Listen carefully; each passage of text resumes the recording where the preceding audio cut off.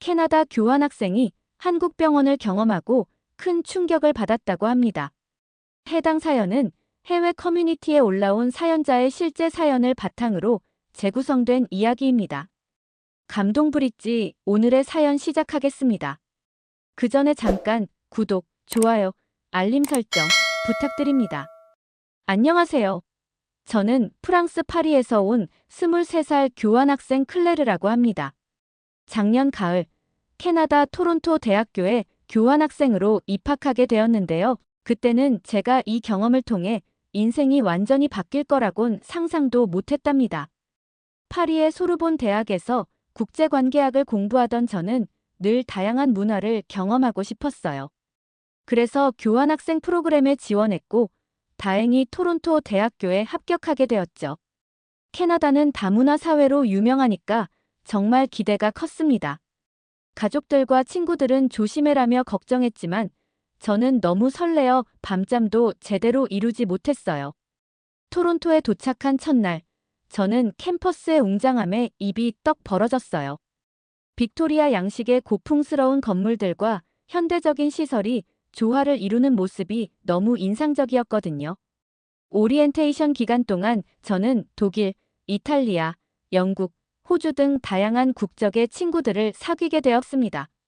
모두들 각자의 문화를 자랑스럽게 이야기했고, 저도 프랑스의 문화와 음식에 대해 열정적으로 설명했죠. 그런데 몇 주가 지나면서 저는 이상한 점을 발견하게 되었어요. 서양 출신 학생들 사이에서 아시아, 특히 한국 학생들에 대한 미묘한 편견이 존재한다는 거였습니다. 예를 들어 학생 식당에서 밥을 먹을 때면 누군가 이렇게 말하곤 했어요. 한국인들 테이블 옆에 앉지 마. 음식 냄새가 너무 강해.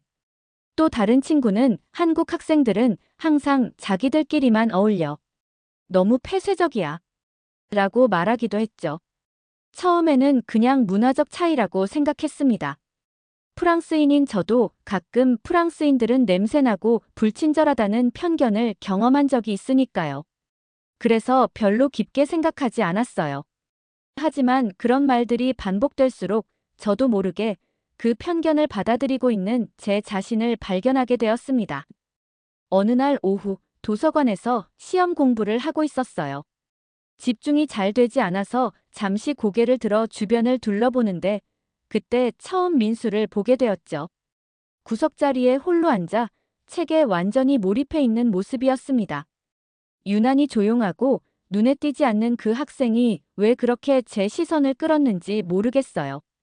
아마도 주변 환경에 전혀 영향받지 않고 자신의 세계에 빠져 있는 모습이 인상적이었나 봅니다. 그날 밤 기숙사로 돌아오면서 문득 그 학생이 어떤 사람일지 궁금해졌어요. 친구들이 말한 내성적이고 폐쇄적인 아시아인의 전형일까? 아니면 그저 열심히 공부하는 학생일 뿐일까? 하지만 그런 생각도 잠시, 다음날 시험이 있어서 더 이상 신경 쓰지 않기로 했죠. 일주일 후 학교에서 국제문화의 밤 행사가 열렸어요. 각국 학생들이 자국의 문화와 음식을 소개하는 자리였죠.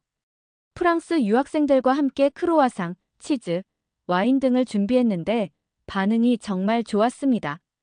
이탈리아 학생들의 파스타와 티라미수도 인기가 많았고요. 모두가 즐겁게 서로의 문화를 교류하는 분위기였어요. 그때 제가 다시 그 학생을 보게 되었습니다. 한국 부스 앞에서 혼자 음식을 준비하고 있더라고요. 나중에 알게 된 사실이지만 그 학생의 이름은 민수였습니다. 민수는 정성스럽게 여러 가지 반찬들과 비빔밥을 준비하고 있었어요. 그런데 민수가 자신의 음식을 소개하려고 할 때 갑자기 일부 학생들이 비웃으며 말했습니다. 뭐야, 김치나 데워온 거 아냐? 그 순간 주변에서 웃음이 터져 나왔고 저도 민망한 상황에 어색하게 웃음을 지었어요. 하지만 민수의 반응은 예상과 달랐습니다. 화를 내거나 해명하지 않고 그저 말없이 돌아서서 자리를 떠났거든요. 아무런 표정 변화도 없었지만 그 순간 민수의 눈빛에서 뭔가 깊은 상처를 느낄 수 있었습니다. 그날 밤 기숙사로 돌아오는 길에 자꾸만 민수의 모습이 떠올랐어요. 왜 그렇게 조용히 물러났을까? 왜 자신을 변호하지 않았을까? 갑자기 민수라는 사람이 너무 궁금해졌습니다. 그리고 제 마음 한구석에는 작은 죄책감이 자리 잡았죠. 민수가 떠날 때 저도 그저 웃고 있었으니까요. 문화의 밤 행사가 끝나고 일주일쯤 지났을 때의 일이었어요. 저는 수업을 마치고 학교 앞 마트에 장을 보러 갔습니다. 프랑스 요리를 해먹고 싶어서 재료를 사러 간 거였죠. 계산대 앞에 서 있는데 갑자기 앞쪽에서 소란이 일어났어요. 한 노숙인 아주머니가 캐셔와 언쟁을 벌이고 있었는데요. 물건값이 몇 달러 부족한 모양이었습니다. 아주머니는 이것만 살게요. 제발요라고 애원했지만 직원은 규정상 어쩔 수 없다며 고개를 저었죠. 주변 사람들은 모두 불편한 표정으로 외면하거나 한숨을 쉬었어요. 저도 속으로 불쌍하다고 생각했지만 솔직히 나서서 도울 생각은 하지 못했습니다. 그때였어요. 누군가 조용히 계산대로 다가갔어요. 놀랍게도 그 사람은 민수였습니다. 민수는 아무 말 없이 지갑을 열더니 아주머니의 부족한 금액을 계산해 주었어요. 그리고는 직원에게 미소를 지으며 고개를 살짝 숙였죠. 아주머니가 감사하다고 말하자 민수는 부끄러운 듯 괜찮아요라고 작게 대답했어요. 그리고 자신의 물건을 계산한 뒤 조용히 마트를 나갔습니다. 저는 너무 놀라 그 자리에 얼어붙은 듯 서 있었어요. 문화의 밤 행사에서 모욕을 당했던 그 학생이 타인을 위해 선뜻 도움의 손길을 내민 모습이 너무 충격적이었거든요. 계산을 마치고 밖으로 나가니 마침 민수가 버스를 기다리고 있었습니다. 용기를 내어 다가가 말을 걸었어요. 저기, 안녕하세요. 토론토 대학교 교환학생 클레르라고 해요. 아까 그거 정말 멋진 행동이었어요. 민수는 놀란 표정으로 저를 바라보더니 부드럽게 미소 지었습니다. 아, 안녕하세요. 저는 민수예요. 별거 아닌데요, 뭐. 왜 그런 걸 하셨어요? 아주머니도 모르는 사람이잖아요. 제가 궁금해서 물었죠. 민수는 잠시 생각하더니 답했어요. 그냥 누가 해줘야 할 것 같았어요. 어렵지 않은 일이었으니까요. 그 대답이 너무 단순하고 솔직해서 오히려 더 놀랐습니다. 마치 자신이 한 일을 특별하게 생각하지도 않는 것 같았어요. 우리는 같은 방향으로 가는 버스를 타게 되었고 자연스럽게 이야기를 나누게 되었죠.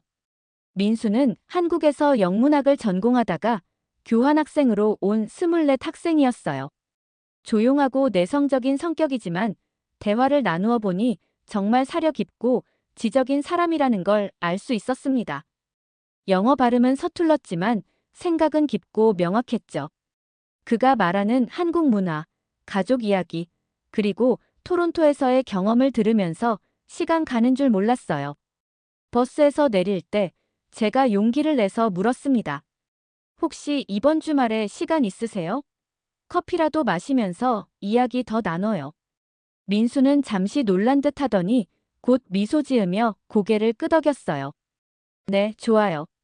그렇게 우리는 연락처를 교환했고 주말에 캠퍼스 근처 카페에서 만나기로 했습니다. 기숙사로 돌아오면서 저는 왜 이렇게 마음이 설레는지 이해할 수 없었어요. 그저 친구로서 만나는 건데 말이죠. 하지만 어쩐지 민수라는 사람은 제가 지금까지 만난 사람들과는 달랐습니다. 주말이 되어 약속 시간보다 10분 일찍 카페에 도착했어요. 긴장이 되어서 옷도 평소보다 신경 써서 골랐답니다. 민수는 정확히 약속 시간에 도착했어요. 손에는 작은 선물 상자를 들고 있었죠. 이건 뭐예요? 제가 호기심에 물었어요. 별거 아니에요. 프랑스에서 오셨다고 하셔서 혹시 그리울까봐. 민수가 부끄러운 듯 상자를 건넸습니다. 상자를 열어보니 마카롱이었어요. 파리의 유명한 가게 라듀레의 마카롱과 비슷한 모양이었죠. 제가 직접 만든 건 아니고요. 토론토에 있는 프랑스 디저트 가게에서 샀어요. 맛이 비슷할지 모르겠지만 민수가 말했어요. 이 작은 배려에 가슴이 따뜻해졌습니다. 저를 위해 이렇게 신경 써준 사람은 토론토에 온 이후 처음이었거든요. 마카롱을 하나 맛보니 파리의 맛과는 조금 달랐지만 그래도 정성이 느껴져 더 맛있게 느껴졌어요. 우리는 서로의 나라와 문화에 대해 이야기하며 즐거운 시간을 보냈습니다. 민수는 한국의 역사와 전통에 대해 자세히 설명해 주었고, 저는 프랑스의 예술과 문학에 대해 이야기했죠. 시간 가는 줄 모르고 대화를 나누다 보니 어느새 3시간이 흘러 있었어요. 그날 이후로 민수와 저는 종종 만나게 되었습니다. 함께 박물관도 가고 영화도 보고 때로는 그냥 캠퍼스 잔디밭에 앉아 책을 읽기도 했죠. 민수는 말은 적었지만 항상 주변 사람들을 배려하는 모습이 인상적이었어요. 도서관에서 책을 들다가 떨어뜨린 학생을 도와주거나 길을 잃은 관광객에게 친절하게 길을 알려주는 등 작은 선행들을 자연스럽게 실천했죠. 제 서양 친구들은 제가 왜 그렇게 조용한 아시아 학생과 어울리는지 이해하지 못했어요. 그 한국 남자가 뭐가 그렇게 특별해? 라고 물었죠. 하지만 저는 대답할 수 없었어요. 민수의 특별함은 말로 설명하기 어려웠으니까요. 그것은 화려한 외모나 재치 있는 대화가 아니라 마음 깊은 곳에서 우러나오는 진심과 배려였습니다. 어느 날 우리 친구 그룹 중 한 명인 소피가 캠퍼스에서 넘어져 다리를 다치는 사고가 있었어요. 응급실에 데려갔는데 의사는 인대가 파열되어 수술이 필요하다고 말했죠. 하지만 소피는 교환학생이라 의료보험 혜택이 제한적이었고 수술비가 너무 비싸서 치료를 포기하려고 했어요. 우리 모두 안타까워했지만 뾰족한 해결책이 없었습니다. 소피의 다리 부상 소식을 들은 민수는 잠시 생각에 잠기더니 조용히 말했어요. 한국 병원은 싸요. 거기 가면 진료받을 수 있어요. 처음에는 농담인 줄 알았습니다. 캐나다에서 한국까지 가서 치료를 받는다니 말도 안 되는 이야기처럼 들렸거든요. 하지만 민수의 표정은 진지했어요. 제가 알아봤는데 비행기 티켓 포함해도 여기서 수술받는 것보다 훨씬 저렴해요. 게다가 한국 의료기술은 세계적이에요. 특히 정형외과는요. 저희는 반신반의하며 소피에게 이 이야기를 전했어요. 소피도 처음에는 말도 안 돼. 라며 웃었지만 구글로 검색해보니 정말 가능한 일이었죠. 한국의 의료비는 미국이나 캐나다의 3분의 1 수준이라는 기사들이 많았고 의료 관광이라는 개념도 존재한다는 걸 알게 되었어요. 소피의 부모님도 처음에는 반대했지만 민수가 정성스럽게 준비한 자료와 한국 병원의 국제 인증 정보를 보고 마음을 바꾸셨죠. 결국 우리는 소피의 치료를 위해 한국으로 가기로 결정했어요. 민수의 고향인 서울로요. 여행 준비는 예상보다 빨리 진행되었습니다. 민수는 자신의 삼촌이 서울에서 정형외과 의사로 일한다며 도움을 줄 수 있다고 했어요. 또 자신의 부모님 집에 저와 소피가 머물 수 있도록 배려해 주었죠. 정말 감동적이었어요. 저는 평소 들어온 이야기와 너무 달랐기 때문에 머릿속이 하얘졌어요. 한국인은 배타적이라는 편견이 얼마나 잘못된 것인지 깨닫는 순간이었습니다. 3주 후, 우리는 인천국제공항에 도착했어요. 12시간이 넘는 긴 비행이었지만 설렘과 긴장으로 피곤함도 잊었죠. 공항에는 민수의 부모님이 마중 나와 계셨는데 정말 따뜻하게 맞아주셨어요. 비록 언어는 통하지 않았지만 그분들의 미소와 배려에서 진심이 느껴졌습니다. 서울로 가는 길에 창밖 풍경을 보며 저는 놀라움을 감출 수 없었어요. 깨끗한 도로, 현대적인 건물들, 그리고 곳곳에 보이는 녹지대까지. 프랑스에서 가지고 있던 아시아에 대한 이미지와는 완전히 달랐거든요. 특히 인상적이었던 건 밤늦은 시간인데도 거리가 밝고 사람들이 활기차게 다니는 모습이었습니다. 민수의 집은 서울 강남구에 있는 아파트였어요. 깔끔하고 모던한 인테리어가 인상적이었죠. 민수의 어머니는 저희를 위해 특별히 프랑스 음식을 준비해 주셨는데 연구를 많이 하신 듯 꽤 맛있었어요. 저는 그 배려에 너무 감동해서 눈물이 날 뻔했어요. 타국에서 이런 따뜻함을 경험하다니 정말 예상치 못한 일이었거든요. 다음 날 아침, 우리는 민수의 삼촌이 일하는 병원으로 향했습니다. 병원은 생각보다 훨씬 크고 현대적이었어요. 마치 호텔 로비 같은 접수처와 최신식 의료 장비들이 눈에 띄었죠. 민수의 삼촌은 유창한 영어로 소피의 상태를 상세히 물어보시더니 정밀 검사를 받자고 제안하셨어요. 엑스레이부터 MRI까지 소피는 1시간 만에 모든 검사를 마쳤습니다. 효율적인 시스템에 저희 모두 놀랐죠. 검사 결과 인대 파열이 심해 수술이 필요하다는 진단이 나왔어요. 수술은 이틀 후로 예약되었고 모든 과정이 신속하게 진행되었습니다. 그런데 정말 충격적인 순간은 진료비를 정산할 때였어요. 정밀 검사, 진료, 그리고 예정된 수술과 일주일간의 입원 비용을 모두 합해도 70만 원, 한화로 약 600달러였습니다. 캐나다에서는 보험 없이 같은 치료를 받으려면 2만 달러가 넘게 들었을 거예요. 소피는 너무 놀라서 이게 가능해? 라며 눈물을 글썽였어요. 민수의 삼촌은 웃으시며 이건 특별 할인이 아니에요. 한국의 일반적인 의료 비용이죠. 라고 설명해 주셨습니다. 그분의 말씀에 따르면 한국은 국민건강보험제도가 잘 갖춰져 있어 의료비가 상대적으로 저렴하다고 해요. 외국인도 일정 부분 혜택을 받을 수 있고 의료 서비스의 질은 세계 최고 수준이라고 하셨죠.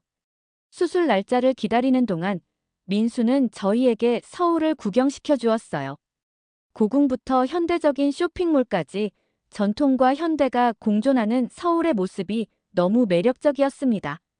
특히 밤의 서울은 더욱 아름다웠어요. 한밤중에도 밝게 빛나는 도시, 늦은 시간에도 배달되는 치킨, 심지어 자정이 넘어서도 카페에서 공부하는 학생들까지. 그 중에서도 가장 충격적이었던 건 치안이었어요. 밤늦게 여성들이 혼자 걸어다니고 카페에 가방을 놓고 자리를 비워도 아무도 신경 쓰지 않는 모습이 정말 인상적이었습니다. 파리에서는 상상할 수 없는 일이었거든요. 가방을 잠시라도 놓아두면 도난 위험이 크니까요. 여기는 어떻게 이렇게 안전한 거야? 제가 민수에게 물었어요. 민수는 잠시 생각하더니 대답했죠. 글쎄요, 우리도 그냥 당연하게 생각하는 것 같아요. 어렸을 때부터 서로 배려하고 존중하는 교육을 많이 받아서 그런가? 그의 대답은 단순했지만 그 속에 담긴 의미는 깊게 느껴졌습니다. 소피의 수술은 성공적으로 끝났어요. 예상보다 빨리 회복되어서 사흘 만에 퇴원할 수 있었죠. 민수의 삼촌은 소피에게 한 달간의 물리치료도 추천해 주셨는데 그 비용까지 포함해도 캐나다에서보다 훨씬 저렴했어요. 소피는 결국 한 달 더 한국에 머물기로 결정했고 민수의 부모님은 기꺼이 집에 더 머물러도 좋다고 해주셨습니다. 저는 소피의 물리치료를 구경하러 병원에 갔다가 또 한 번 놀랐어요. 물리치료실은 마치 고급 스포츠센터 같았고 치료사들은 모두 전문적이고 친절했거든요. 소피는 치료를 받으며 기분이 좋아 보였습니다. 그녀의 얼굴에 웃음이 돌아온 것을 보니 저도 마음이 놓였어요. 이렇게 우리는 뜻밖의 상황으로 한국을 방문하게 되었고 민수 덕분에 진짜 한국의 모습을 보게 되었답니다. 가장 힘든 순간에 조용히 다가온 도움의 손길이 얼마나 큰 감동이 될 수 있는지 저는 이 경험을 통해 깨닫게 되었어요. 소피의 치료가 순조롭게 진행되는 동안 저는 민수와 함께 서울의 여러 곳을 방문했어요. 처음 며칠은 경복궁, 북촌화 농마을, 남산타워 같은 유명 관광지를 다녔죠. 하지만 정말 놀라웠던 건 관광지가 아닌 일상적인 한국의 모습이었답니다. 어느 날 저녁 민수의 어머니가 갑자기 열이 나셔서 병원에 가야 했어요. 시간은 이미 밤 9시가 넘었는데 민수는 당연하게 응급실에 가자고 말했죠. 저는 속으로 이 시간에 병원이 문을 열까? 하고 의아했어요. 프랑스에서는 응급 상황이 아니면 밤에 진료를 받기 어렵거든요.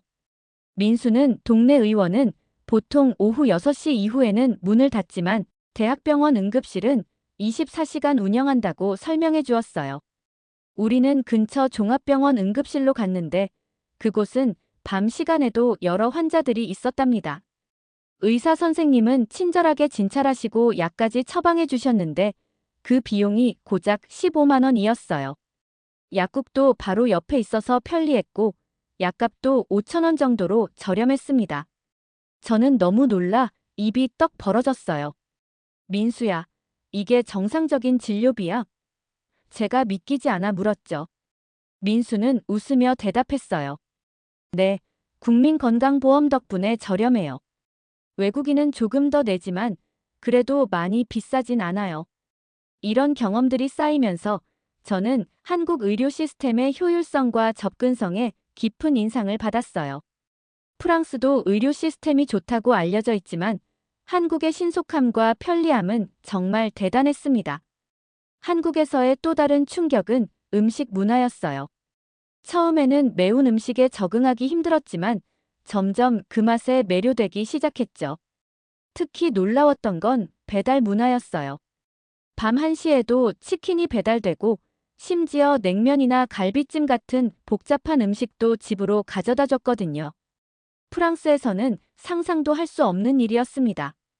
한국 사람들은 언제 자는 거야? 배달 오토바이가 밤늦게 지나가는 걸 보며 웃으며 물었어요. 민수는 어깨를 으쓱하며 대답했죠. 다들 바빠서 그런가 봐요. 학생들은 공부하느라, 직장인들은 일하느라 늦게까지 깨어 있으니까요. 밤문화 외에도 한국의 공공시설이 인상적이었어요.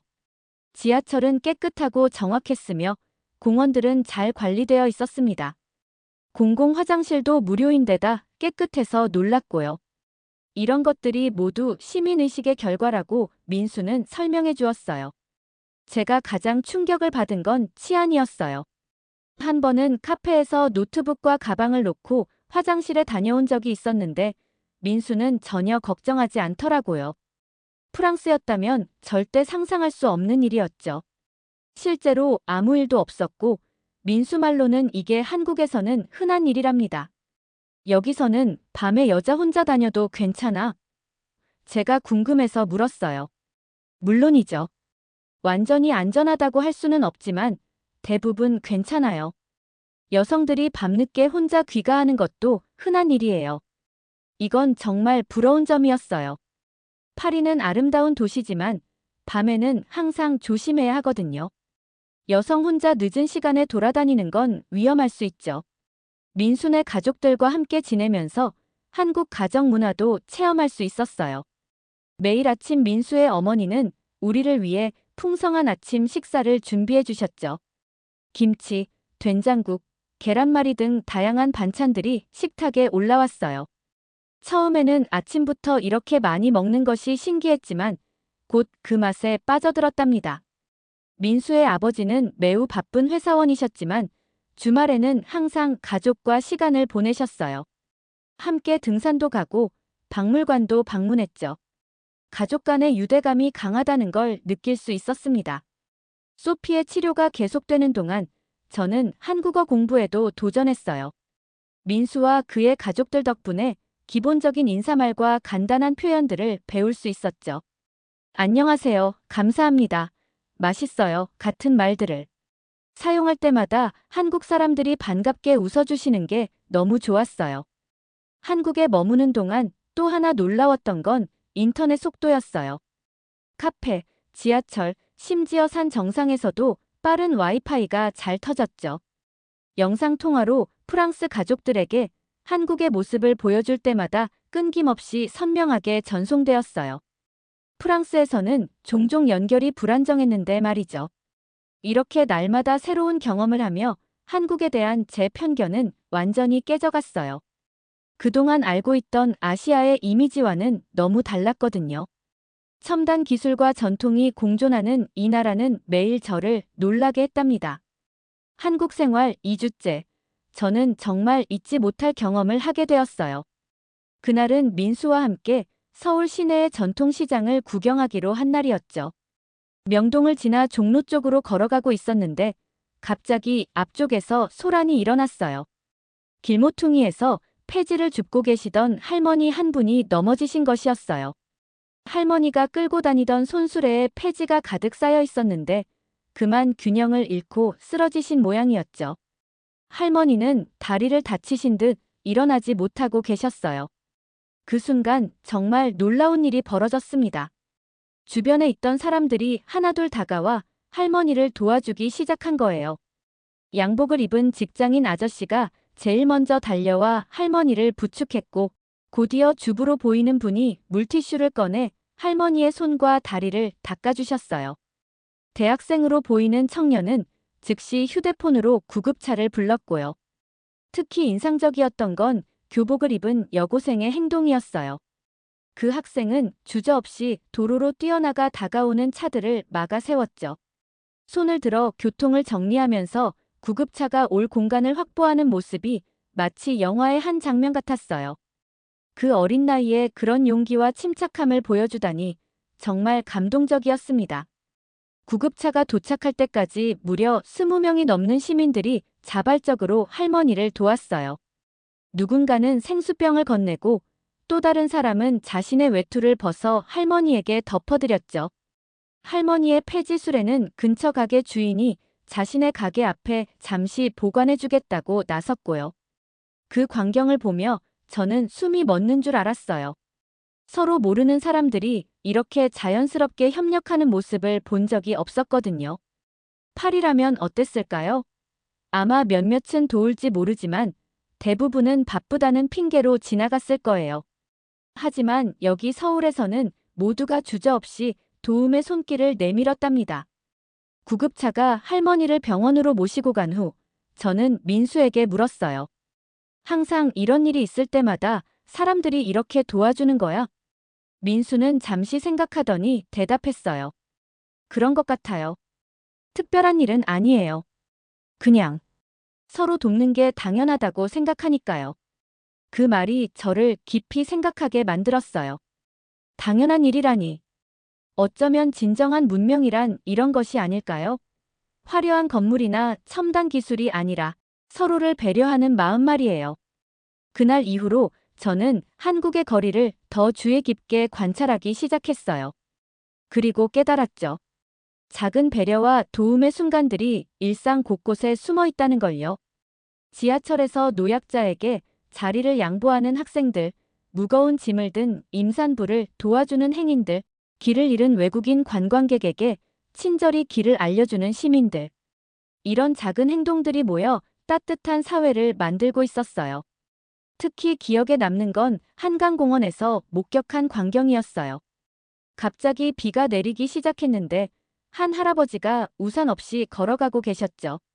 그런데 근처에 있던 가족이 자신들의 큰 우산을 할아버지와 함께 쓰자고 제안했어요. 할아버지의 목적지까지 함께 걸어가는 모습이 너무 자연스러워 보였답니다. 또 다른 날에는 버스에서 한 승객이 지갑을 떨어뜨린 것을 보았어요. 즉시 다른 승객이 저기요, 지갑 떨어뜨리셨어요. 라고 외치며 주워 건넸죠. 지갑 주인은 감사 인사를 하고 주변 사람들은 미소를 지었어요. 그 순간의 따뜻함이 버스 안전체에 퍼지는 듯 했습니다. 이런 경험들이 쌓이면서 저는 민수에게 다시 물었어요. 한국 사람들은 왜 이렇게 친절한 거야? 뭔가 특별한 이유가 있어? 민수는 잠시 생각하더니 이렇게 설명해 주었어요. 우리나라는 오랫동안 어려운 시기를 겪었어요. 전쟁도 있었고 가난했던 시절도 있었죠. 그때 사람들은 서로 도우며 살았어요. 그 경험이 우리의 DNA에 새겨진 것 같아요. 정이라는 개념이 있는데 서로를 챙기고 배려하는 마음이죠. 그 설명을 들으며 저는 고개를 끄덕였어요. 어쩌면 고난을 함께 이겨낸 역사가 이런 아름다운 공동체 의식을 만들어낸 걸지도 모른다는 생각이 들었거든요. 제가 경험한 한국의 일상 속 작은 영웅들. 그들은 특별한 능력을 가진 사람들이 아니라 그저 당연하게 타인을 배려하는 평범한 시민들이었습니다. 그날 밤 일기를 쓰면서 저는 깨달았어요. 제가 원래 가지고 있던 한국과 한국인에 대한 편견이 완전히 깨져버렸다는 사실을요. 내성적이고 배타적이라는 이미지는 온데간데 없고 따뜻하고 배려심 깊은 사람들의 모습만 남았죠. 특히 민수. 그는 처음부터 이런 모습이었는데 저는 그걸 알아보지 못했던 거예요. 잠들기 전 창밖으로 서울의 야경을 바라보며 생각했어요. 이 도시의 진짜 아름다움은 화려한 빌딩이나 첨단 기술이 아니라 서로를 돕는 시민들의 마음 속에 있다고요.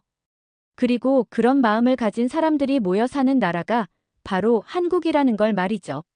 한국에서의 시간이 흘러 어느덧 소피의 물리치료도 마무리 단계에 접어들었어요. 처음에는 한 달 정도만 머물 계획이었는데 어느새 2달이 지나고 있었죠. 소피는 이제 거의 회복되어 목발 없이도 조금씩 걸을 수 있게 되었고 저는 한국 생활에 완전히 적응해 있었답니다. 특히 민수와 더 많은 시간을 보내면서 저는 그의 진짜 모습을 알아가게 되었어요. 처음에 도서관에서 보았던 조용한 유학생이 아니라 깊은 생각과 따뜻한 마음을 가진 사람이었죠. 민수는 학교에서도 봉사활동을 많이 했다고 해요. 외국인 학생들을 위한 한국어 멘토링, 지역 아동센터 학습, 도우미 등 자신의 시간을 나누는 일을 자연스럽게 실천하고 있었습니다. 어느 날 저녁 민수의 가족과 함께 한강공원에서 피크닉을 하게 되었어요. 밤하늘에 별이 반짝이고 한강의 야경이 아름답게 펼쳐진 로맨틱한 순간이었죠. 소피는 민수의 부모님과 대화를 나누느라 바빴고 저와 민수는 강가를 따라 산책을 했어요. 잠시 강가 벤치에 앉아 야경을 감상하다가 문득 제가 궁금했던 질문을 민수에게 던졌어요. 민수야, 넌 왜 항상 그런 식으로 행동해? 왜 그렇게 남을 잘 도와주는 거야? 민수는 잠시 하늘을 바라보더니 부드러운 미소를 지으며 대답했어요. 특별한 이유는 없어요. 제가 받은 걸 저도 나누는 것뿐이에요. 그 대답이 너무 간단해서 오히려 더 깊은 의미로 다가왔어요. 민수는 이어서 말했죠. 어렸을 때 할머니가 자주 하시던 말씀이 있어요. 내가 가진 것을 나눌 때 그것은 줄어들지 않고 더 커진다고요. 저는 그게 정말 맞다고 생각해요. 제가 누군가를 도울 때마다 오히려 제가 더 많은 것을 배우고 행복해지거든요. 그 순간 저는 민수의 눈빛에서 진심을 느낄 수 있었어요. 그에게 이런 배려와 나눔은 특별한 행동이 아니라 일상의 자연스러운 부분이었던 거죠. 선한 영향력이라는 말이 딱 맞는 사람이었어요. 토론토에서 문화의 밤 행사 때 사람들이 너를 놀렸을 때 화나지 않았어? 제가 조심스럽게 물었죠. 민수는 잠시 생각하더니 솔직하게 대답했어요. 물론 처음에는 기분이 나빴어요.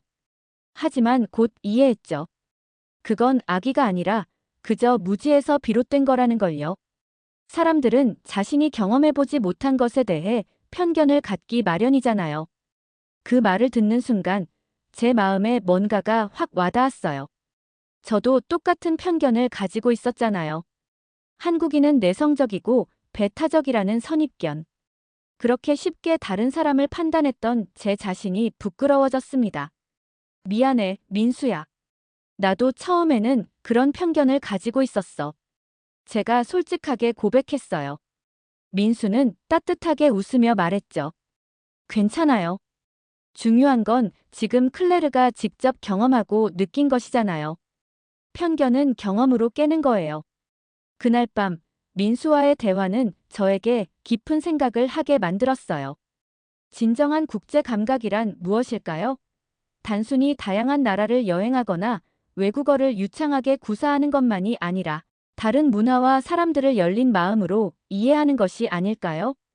민수처럼 선한 영향력을 가진 사람이 되고 싶다는 생각이 들었어요. 누군가에게 친절을 베풀고 필요한 도움을 줄 수 있는 사람. 그리고 무엇보다 다른 사람과 문화를 선입견 없이 바라볼 수 있는 사람이요. 한국에서의 마지막 주, 우리는 제주도로 짧은 여행을 떠났어요. 민수의 가족이 선물해 주신 여행이었죠.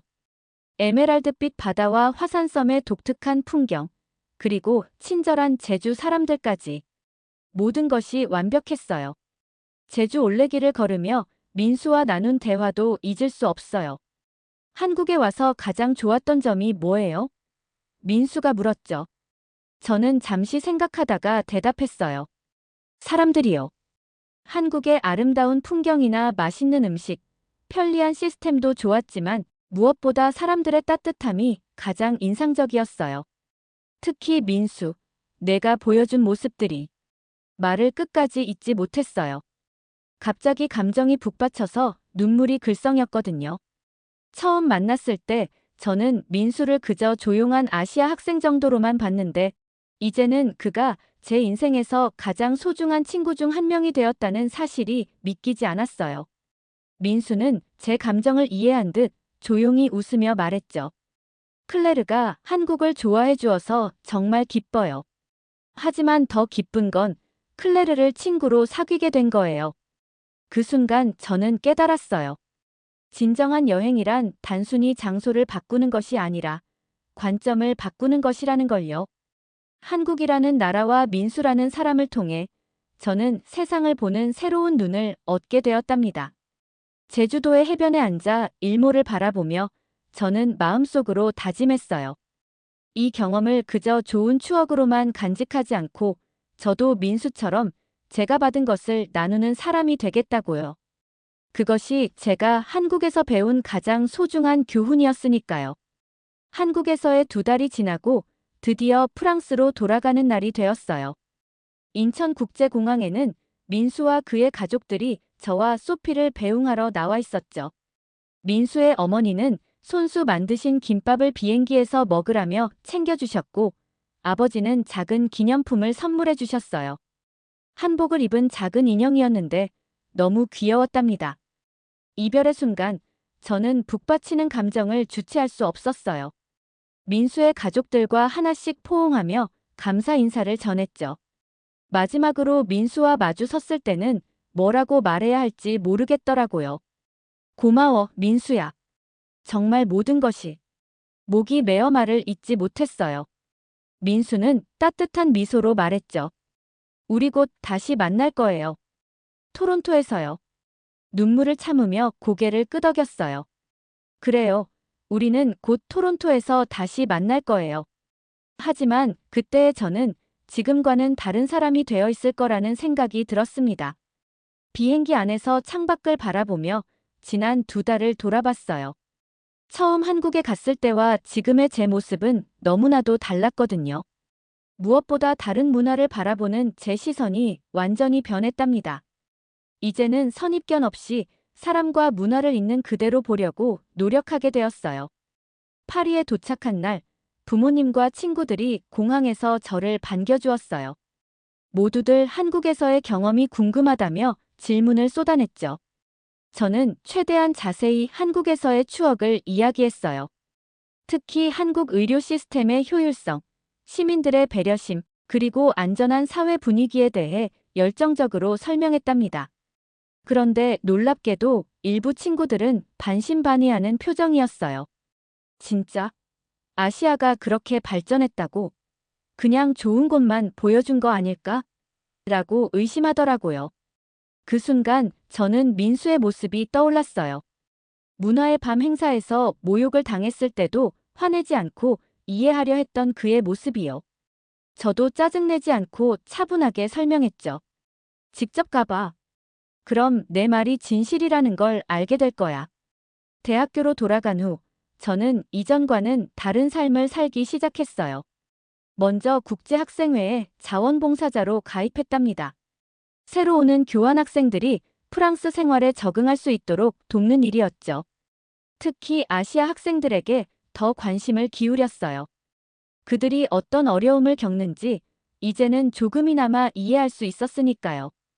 또한 지역 봉사활동에도 참여하기 시작했어요. 매주 토요일마다 노숙자 쉼터에서 음식을 나눠주는 일을 했죠. 처음에는 어색했지만 점점 보람을 느끼게 되었어요. 누군가에게 작은 도움이라도 줄 수 있다는 사실이 저를 행복하게 만들었거든요. 이제야 민수가 말했던 나누면 더 커진다는 말의 의미를 진정으로 이해하게 되었답니다. 학교 수업에서도 변화가 있었어요. 국제관계학 수업에서 발표 주제를 선택할 때 저는 주저없이 한국의 소프트 파워와 문화적 영향력을 택했죠. 발표 준비를 위해 더 많은 한국 역사와 문화를 공부했고 그 과정에서 더 깊은 이해를 얻게 되었어요.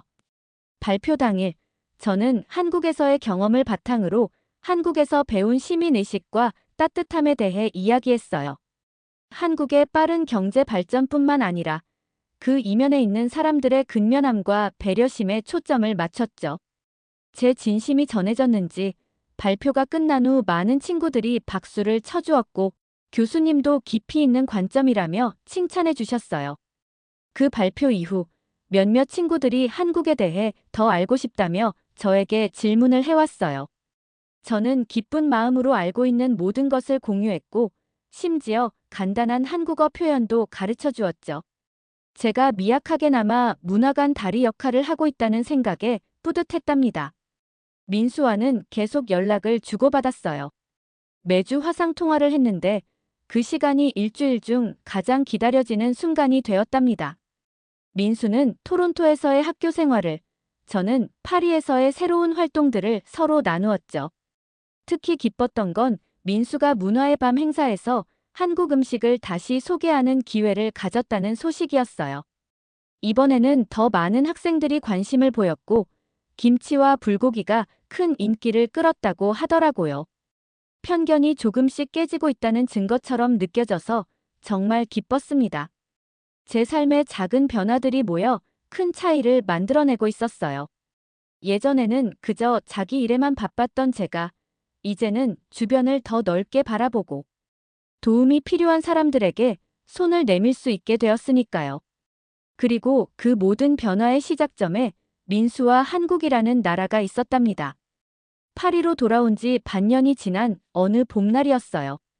봉사활동 단체에서 주최하는 국제문화교류 행사를 준비하느라 분주한 날들을 보내고 있었죠.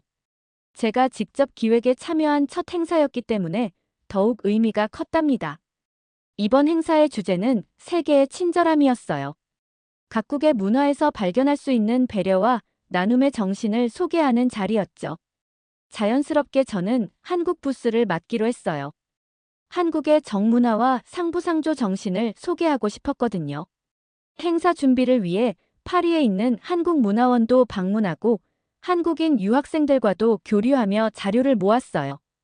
그들과 이야기할 때마다 민수와의 추억이 떠올라 가슴이 따뜻해졌답니다. 행사 전날 한국 음식을 준비하느라 분주히 움직이고 있을 때 휴대폰이 울렸어요. 민수였죠. 클레르, 깜짝 선물이 있어요. 내일 통화할 때 알려줄게요. 평소처럼 짧지만 따뜻한 메시지였어요. 무슨 선물일까 궁금했지만 행사 준비로 바빠서 깊이 생각할 겨를이 없었죠. 드디어 행사 당일 모든 것이 순조롭게 진행되었어요. 한국 부스에는 제가 직접 만든 김밥 물론 민수의 어머니에게 배운 레시피였죠과 간단한 전통놀이 그리고 한국의 아름다운 풍경 사진들을 전시했어요.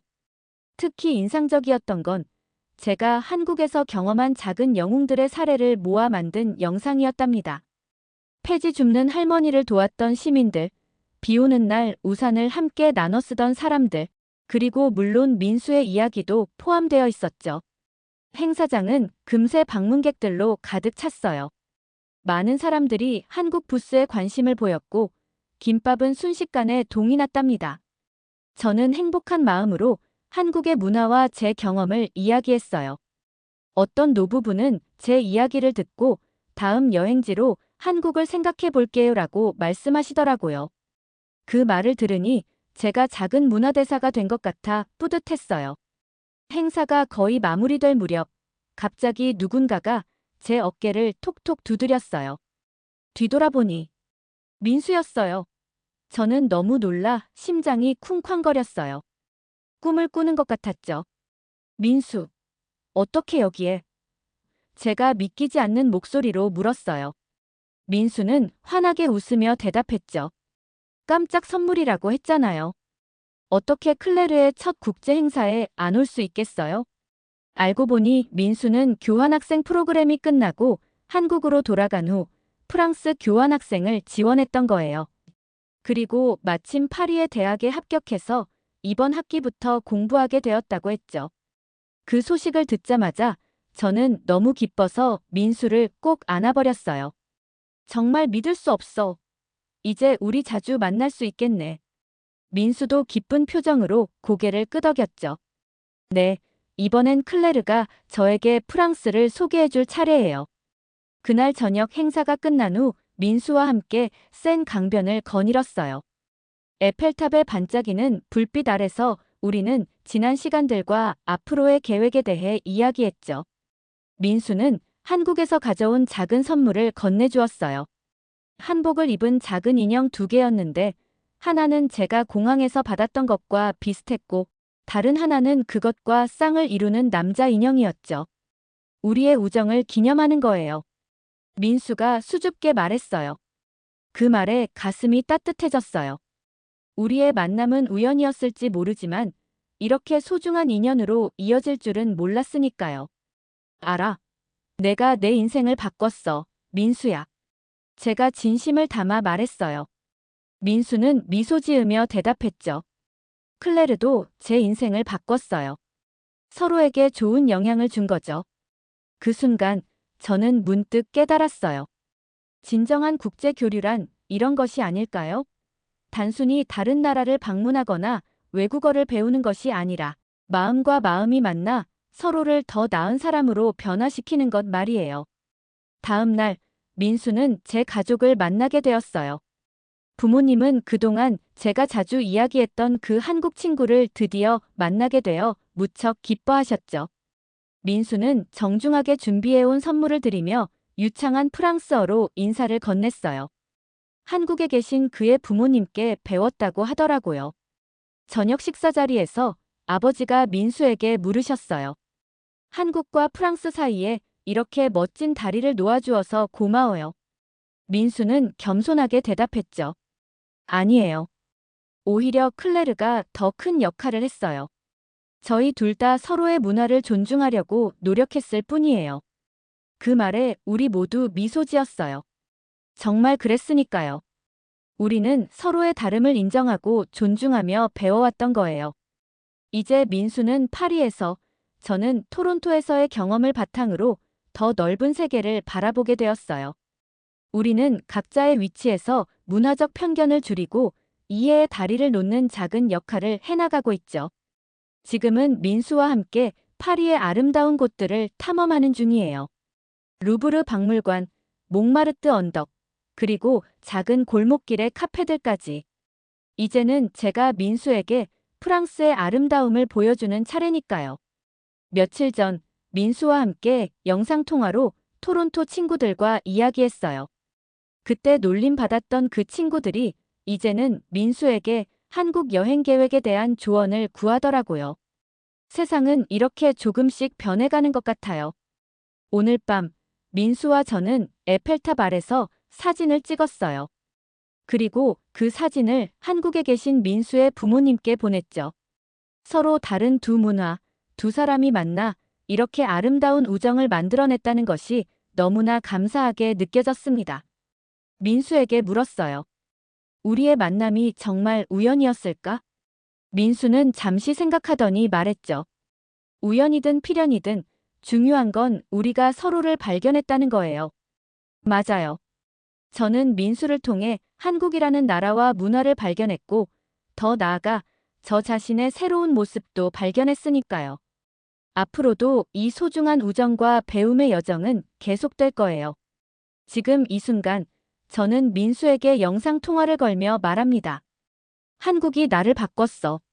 아니, 너 덕분이야. 고마워, 내 친구. 여러분, 프랑스 유학생 클레르와 한국인 민수의 특별한 이야기 어떠셨나요? 처음에는 한국 음식은 냄새나고 자극적이라는 편견을 가지고 있던 클레르가 민수의 작은 배려와 도움을 통해 완전히 다른 사람이 되었죠.